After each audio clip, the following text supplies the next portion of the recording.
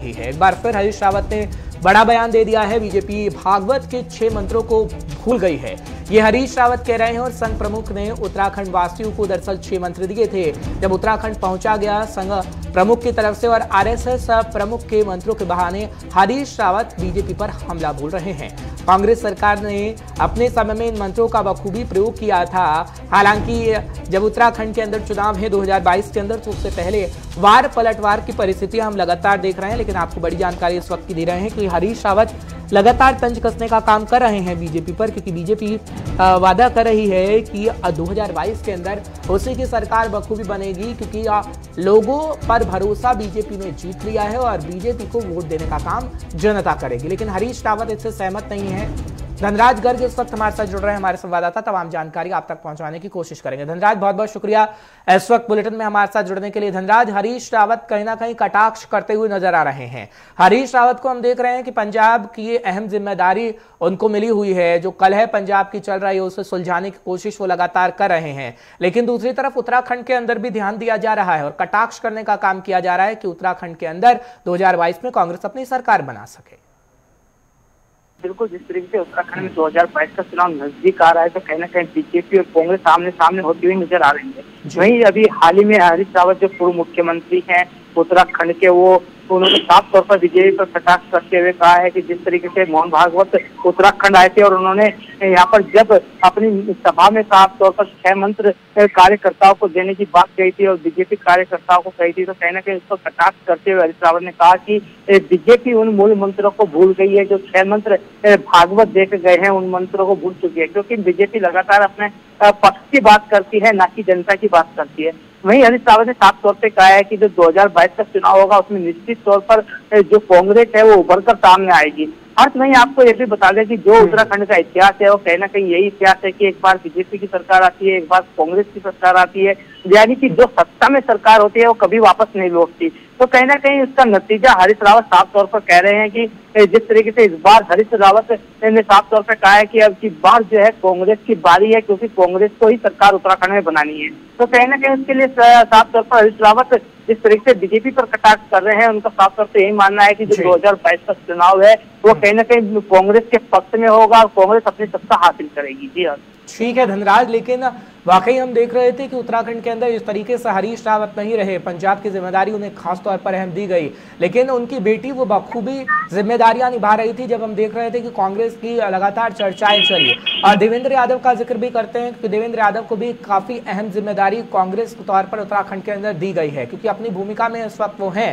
तो क्या खासकर आपको लगता है जमीनी स्तर पर कांग्रेस कितनी मजबूत है? इतिहास की बात करें तो इतिहास क्या दोहराया जाएगा या नहीं, ये तो खैर वक्त पता पाएगा। लेकिन लोग क्या चाह रहे हैं, क्योंकि त्रिकोणीय मुकाबला होगा आम आदमी पार्टी, कांग्रेस और बीजेपी। जी हर्ष, बिल्कुल जिस तरीके से इस बार उत्तराखंड में लग रहा है कि त्रिकोणीय मुकाबला होता हुआ नजर आ रहा है, क्योंकि बीजेपी और कांग्रेस तो पहले से ही मैदान में है। लेकिन वही इस बार कहीं ना कहीं आम आदमी पार्टी ने भी अपनी दस्तक उत्तराखंड में दी है। और जिस तरीके से आपने देखा कि पंजाब के अंदर किस तरीके की फूट कांग्रेस के अंदर देखने को मिली और उत्तराखंड के अंदर भी इसी तरह की फूट कहीं ना कहीं अंदर खाने जरूर देखने को मिली है। और जिसको मैनेज करने के लिए हरीश रावत लगातार सामना करते रहे और तमाम जो देवेंद्र यादव है प्रभारी उत्तराखंड के, उन्होंने भी काफी मशक्कत की, जिसके बाद से कांग्रेस कहीं ना कहीं एक जगह टिकी हुई है। और साफ तौर पर देखने में आ रहा है कि जिस तरीके से देवेंद्र यादव का भी यही कहना है कि इस बार कांग्रेस के अंदर कोई भी फूट ऐसी नहीं है कि जो कांग्रेस के विधायक है वो कहीं बीजेपी में जाए या हालांकि जो बीजेपी के विधायक है यशपाल आर्य कैबिनेट मंत्री थे और उनके बेटे संजीव आर्य जो विधायक थे वो कहीं ना कहीं कांग्रेस में शामिल हुए, तो उसके बाद कहीं ना कहीं कांग्रेस का जो धन्यवाद तमाम जानकारी पहुंचाने के लिए, दर्शकों को अपडेट रखने के लिए। बढ़ते हैं आगे, एक और बड़ी जानकारी आपको देते हैं कि चुनाव को लेकर हलचल तेज हो गई है। बड़ी खबर मिल रही है, उत्तराखंड में चुनाव से पहले चुनावी हलचल तेज हो गई है। अपडेट आपको फटाफट से दे देते हैं। दरअसल खबर यह है कि आपने दावा कर दिया है कि रोजगार गारंटी अभियान में युवाओं का समर्थन उसे हासिल हो रहा है। 6 दिन में 1,05,000 से ज्यादा युवाओं का पंजीकरण हो गया है, ये कहा जा रहा है। हालांकि आप पार्टी की सरकार बनने पर रोजगार देने का ऐलान किया गया था केजरीवाल की तरफ से भी, लेकिन पंजीकरण युवा खासतौर पर अभी से करने लगे हैं। ये बड़ी जानकारी आपको इस वक्त की दे रहे हैं, क्योंकि उत्तराखंड के अंदर अब त्रिकोणीय मुकाबला आपको देखने को मिलेगा, क्योंकि आम आदमी पार्टी भी इस वक्त मैदान के अंदर है।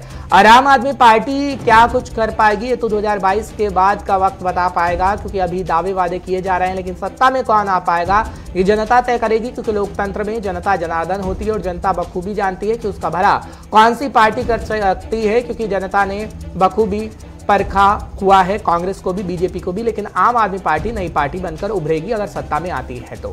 विशाखा इस वक्त हमारे साथ जुड़ रहे हैं, हमारे संवाददाता तमाम जानकारी आप तक पहुंचाएंगे। विशाखा, बहुत बहुत शुक्रिया हमारे साथ इस वक्त के बुलेटिन में जुड़ने के लिए। विशाखा, बीजेपी को लोग परख चुके हैं, कांग्रेस को लोग परख चुके हैं, इतिहास जो हम देखते रहे कि एक बार बीजेपी की सरकार, एक बार कांग्रेस की सरकार, लेकिन त्रिकोणीय मुकाबला आम आदमी पार्टी पर जनता का विश्वास करेगी। क्या हम आगे आने वाले समय में देखेंगे कि वाकई आम आदमी पार्टी सत्ता पर काबिज हो रही है, क्योंकि ये दावा ठोक रही है आम आदमी पार्टी कि युवाओं को लेकर जो वादा किया गया था, पंजीकरण 1 लाख से ऊपर युवाओं ने खासतौर पर कर दिया है।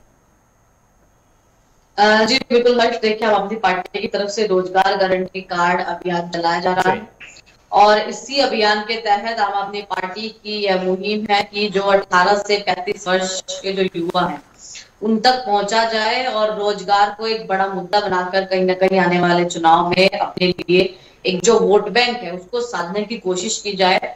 और इसी को लेकर रोजगार को मुद्दा बनाकर आम आदमी पार्टी तमाम जो चुनावी रणनीति है अपनी वो कर रही है। और रोजगार गारंटी कार्ड अधिनियम अभियान के तहत आम आदमी पार्टी ने दावा किया है कि लगभग 6 दिनों के भीतर 1.5 लाख से जो अधिक पंजीकरण है 18 से 35 वर्ष के युवाओं के, वो अलग अलग जिले से आए हैं। इवन हर जिले का जो नंबर है, जो संख्या है, वो भी आम आदमी पार्टी की तरफ से जारी करी गई है कि इस जिले से इतनी जो संख्या है वो युवाओं की पंजीकृत हुई है। लेकिन यह दावों में कितनी सच्चाई है और किस तरह से आम आदमी पार्टी इस चुनावी रणनीति के तहत कितना वोट बैंक साथ पाती है, ये तो आने वाला समय बताएगा।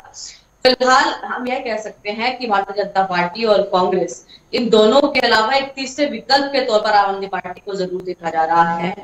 और जिस तरह से एक संगठन के तौर पर कहिए या अपने कार्यकर्ताओं को एकजुट करके कहिए एक नई पार्टी के तौर पर आम आदमी पार्टी उत्तराखंड में उभर रही है, तो हो सकता है कि जिस कुछ सीटें आम आदमी पार्टी की तरफ से निकाली जाए या फिर एक तीसरे विकल्प के तौर पर आम आदमी पार्टी को देखा जाए जनता के द्वारा, इस चुनाव में न सही अगले चुनाव में सही, लेकिन एक विकल्प के तौर पर आम आदमी पार्टी जरूर सत्ता की ओर है वो बढ़ रही है।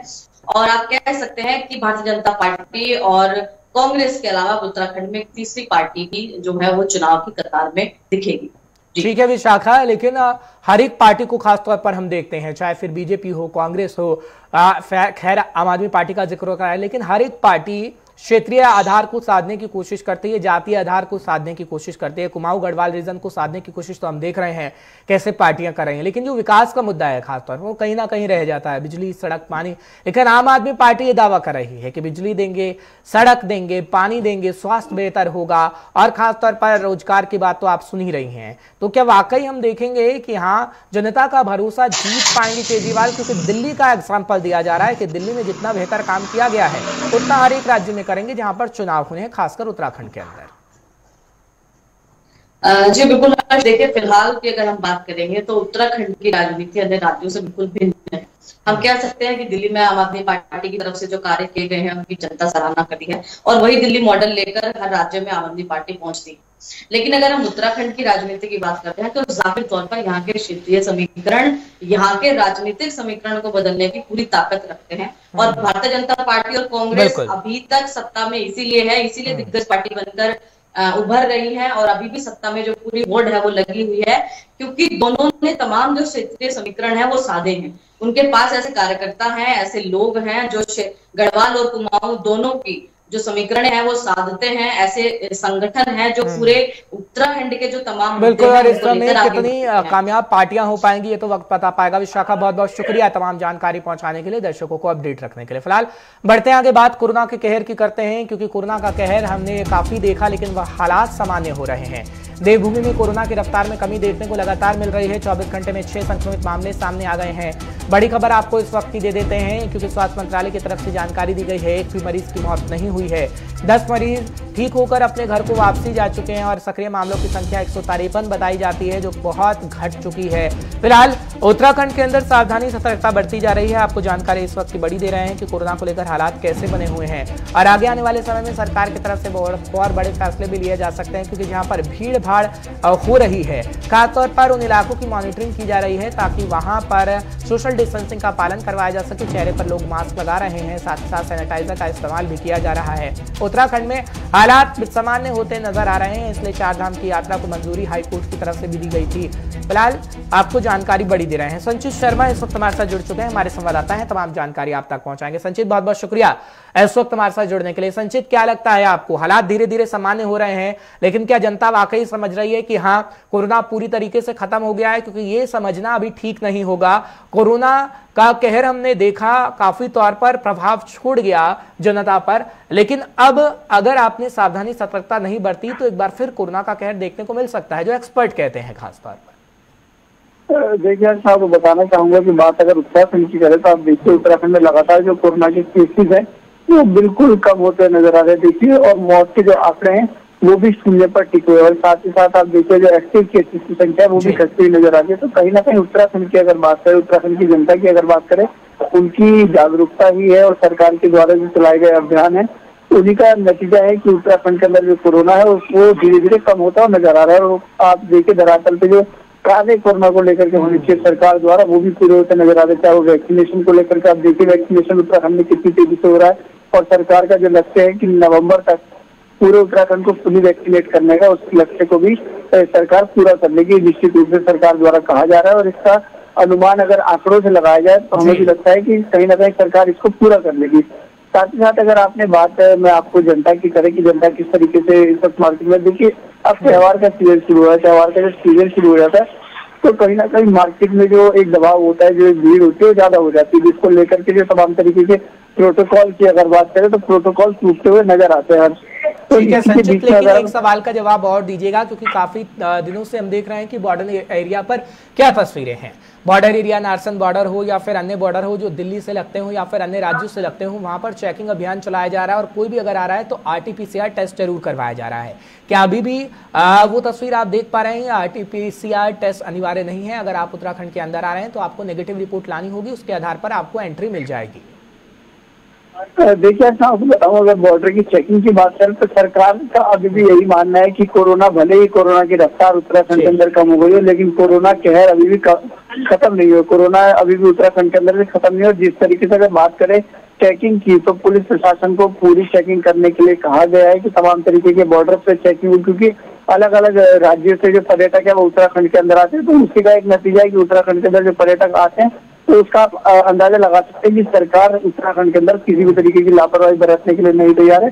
और उसी को देखते हुए सरकार लगातार जो कोरोना के जो केसेस हैं उसको घटते हुए नजर आ रहे हैं। तो आप देखिए कि उत्तराखंड के अंदर जो बॉर्डर चेकिंग की अगर बात करें तो बॉर्डर चेकिंग लगातार तमाम तरीके से पुलिस द्वारा की जाती है, और उसी का नतीजा है कि उत्तराखंड में कोरोना केसेस कम होते नजर आ रहे हैं। ठीक है संचित, बहुत बहुत शुक्रिया तमाम जानकारी पहुंचाने के लिए, दर्शकों को अपडेट रखने के लिए। फिलहाल बढ़ते हैं आगे, बात कोरोना से जुड़ी हुई खबरें करते हैं। दरअसल सीएम की तरफ से एक फरमान सुनाया गया है। धामी सरकार ने उत्तराखंड वासियों के लिए नया फरमान सुनाया है। खबर अच्छी है क्योंकि कहा जाता है कि कोरोना से जान गंवाने वालों के परिजनों को 50,000 रुपए का मुआवजा दिया जाएगा। खासतौर पर मृतक के विधिक वारिस के खाते में DBT के माध्यम से ये प्रक्रिया चलेगी।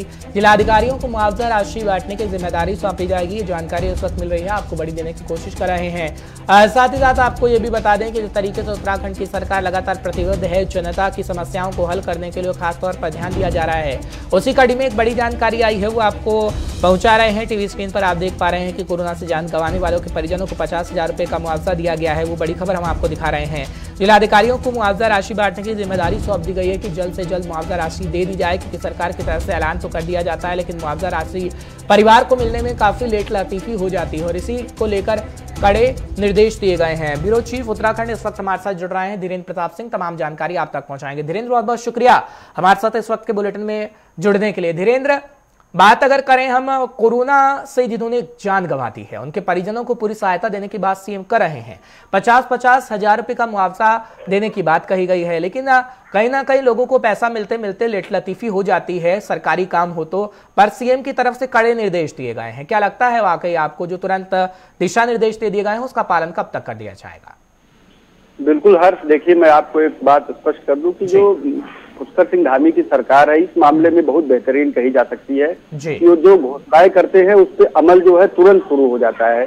उन्होंने जैसे ही मुख्यमंत्री ने यह फैसला लिया तत्काल जिलाधिकारियों को इसके संबंध में कार्रवाई करने का निर्देश दे दिया और सीएम इसकी खुद मॉनिटरिंग कर रहे हैं। आपको बता दें कि लगभग 7,000 से अधिक लोगों ने अपने जीवन को कोरोना के चलते यहाँ खोया है और 7,000 से अधिक का मतलब है कि कम से कम एक परिवार में अगर 4 लोग किसी व्यक्ति पे डिपेंड हो तो आप समझ सकते हैं कि लगभग 28 से 30,000 लोगों को ये मदद जो है मिलेगी, एक तरह से राहत पहुंचाएगी। हालांकि किसी के जीवन का कोई मूल्य नहीं है और जो पुष्कर सिंह धामी है मुख्यमंत्री, बहुत संवेदनशील मुख्यमंत्री और इस बात को मानते हैं कि जीवन का कोई मूल्य नहीं है, जीवन के एवज में कुछ नहीं दिया जा सकता, लेकिन उनके जो दर्द है, जो दुख है, उनको कम करने के लिए सरकारों को प्रयास करना चाहिए। उसी के तहत उन्होंने ये प्रयास किया है और इस पे कार्रवाई शुरू कर दी गई है और खुद इसकी मॉनिटरिंग मुख्यमंत्री करेंगे तो निश्चित रूप से ये जो घोषणा है ये धरातल पे उतरेगी और वो लगभग 30,000 से अधिक लोगों को इसकी राहत मिलेगी और महसूस होगी। आपने देखा होगा कि कोरोना में किस तरह से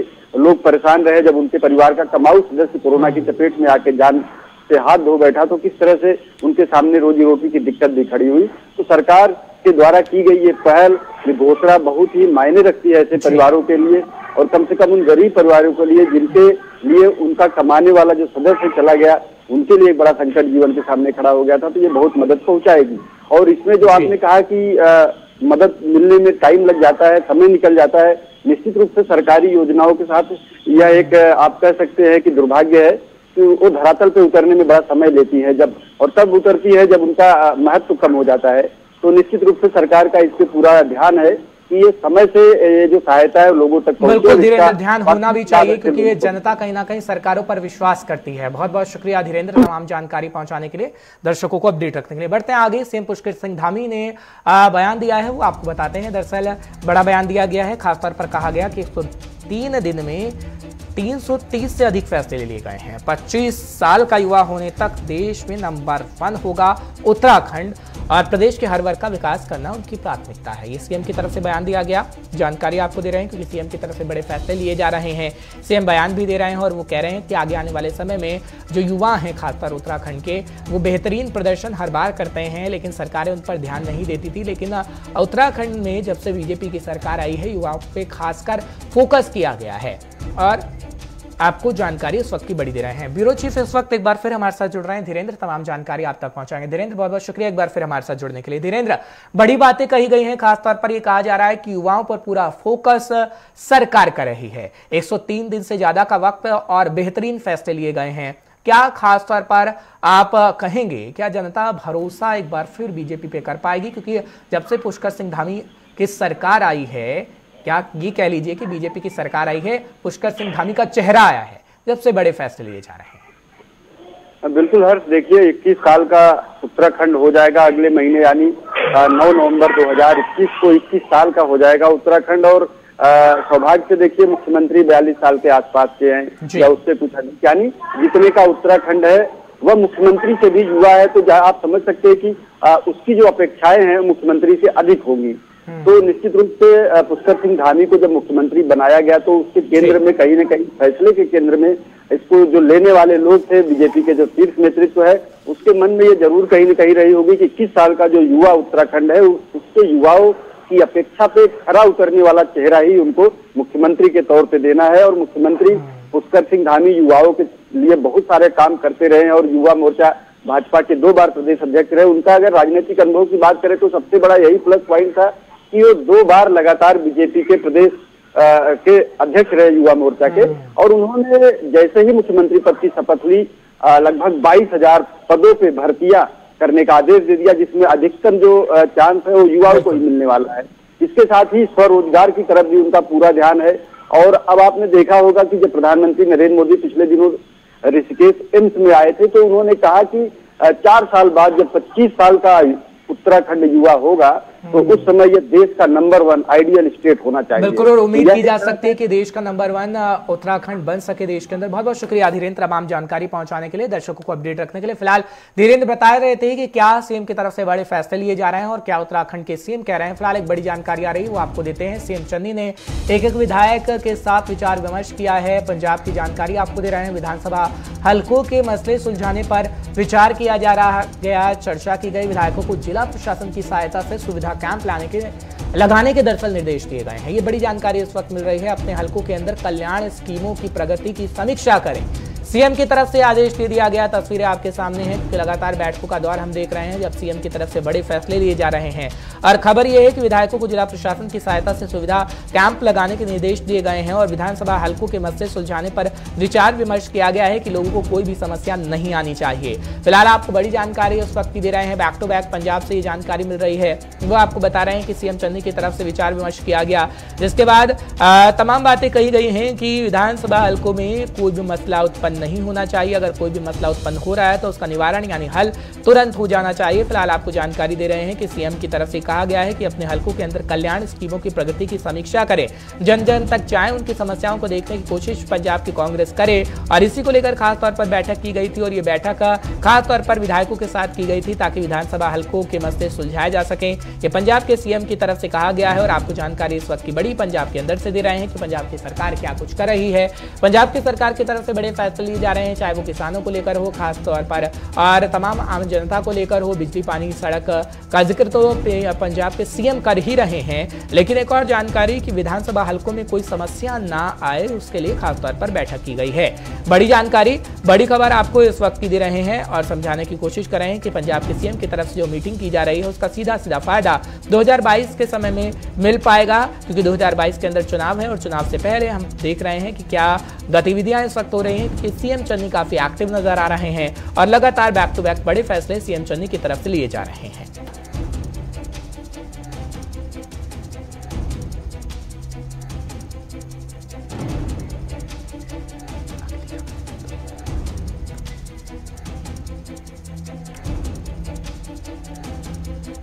चलिए बड़ी जानकारी दे रहे हैं तो एक और खबर पंजाब से है। बीएसएफ का दायरा बढ़ा है, राजनीति का पारा कहीं ना कहीं चढ़ा है। बीएसएफ को तलाशी और गिरफ्तारी का अधिकार मिला है, जिसको लेकर सीएम चन्नी की तरफ से कई बातें कही गई हैं। वो आपको बता दें, पाक सीमा से 50 किलोमीटर के दायरे पर बीएसएफ कार्रवाई कर सकेगी, इसी को लेकर ऐतराज जताया गया है और केंद्र के फैसले से पंजाब में सियासी उबाल आ गया है। ये जानकारी इस वक्त की आपको दे रहे हैं। फिलहाल नवदीप छाबड़ा इस वक्त हमारे साथ जुड़ चुके हैं, पंजाब के रीजनल हेड हैं, हमारे सीनियर साथी भी हैं, फोन लाइन पर तमाम जानकारी आप तक पहुंचाने की कोशिश करेंगे। Navdeep, back to back Punjab से हम खबर बता रहे हैं अपने दर्शकों को। पहली खबर हमने बताई कि चन्नी के विधायकों के साथ विचार विमर्श किया गया और हलकों के अंदर खासतौर पर वो देखेंगे कि जनता को कोई समस्याएं ना हो। लेकिन दूसरी खबर इस वक्त की बता रहे हैं, खासतौर पर उनकी तरफ से ऐतराज जताया गया है, जो बीएसएफ को और अधिकार मिला है उनका दायरा बढ़ा है। किस तरीके से इस खबर को आप खास तौर पर देखते हैं, क्योंकि केंद्र की तरफ से फैसला लिया गया और पंजाब के सीएम ने ऐतराज जताया? देखिए बिल्कुल हद से, क्योंकि बीएसएफ का जो सर्च अधिकार और खासतौर पर जो कार्रवाई करने का अधिकार क्षेत्र बढ़ाया गया वो खाली पंजाब नहीं है, कई और राज्यों के अंदर भी ऐसा केंद्र सरकार की तरफ से फरमान जारी किया गया है। लेकिन अगर भौगोलिक स्थितियां देखें, अगर उन चीज को देखें तो पंजाब के अंदर अगर ऐसे हालात लागू किए जाते हैं, बीएसएफ को ऐसे अधिकार दिए जाते हैं, तो जाहिर सी बात है एक पैनिक जैसी स्थिति बनती है, क्योंकि पंजाब बॉर्डर स्टेट है और यहाँ पर आप देखिए, क्योंकि जो जीरो लाइन है, जो फेंसिंग लाइन है, उसके बिल्कुल ही पंजाब की आबादी जो है वो शुरू हो जाती है। वहाँ पर पंजाब पुलिस अमूमन कार्रवाई करती है, law and order Punjab police के पास है। लेकिन अगर वहाँ पर सीमा सुरक्षा बल या फिर और केंद्रीय जो बल, तो ये कहीं ना कहीं संकेत होगा कि पंजाब के हालात है। तो ये क्योंकि पंजाब के अंदर ऐसा पहले कभी देखा नहीं गया है, इससे पहले। ठीक है नवदीप, आपकी आवाज में थोड़ी दिक्कत है, फिलहाल आपसे लगातार संपर्क करने की कोशिश करेंगे। आपने जो जानकारी दी है दर्शक समझ पाए होंगे। बहुत बहुत शुक्रिया नवदीप, तमाम जानकारी पहुंचाने के लिए, दर्शकों को अपडेट रखने के लिए। आखिर खबर क्या है पंजाब से, हमारे सीनियर साथी आपको बताने की कोशिश करते हैं। गुलिस्तान न्यूज पर हर एक खबर आपको मिलती रहेगी। एक छोटे से ब्रेक लुक रहे हैं, ब्रेक के उस पार गुलिस्तान न्यूज पर खबरों का सिलसिला बरकरार रहेगा।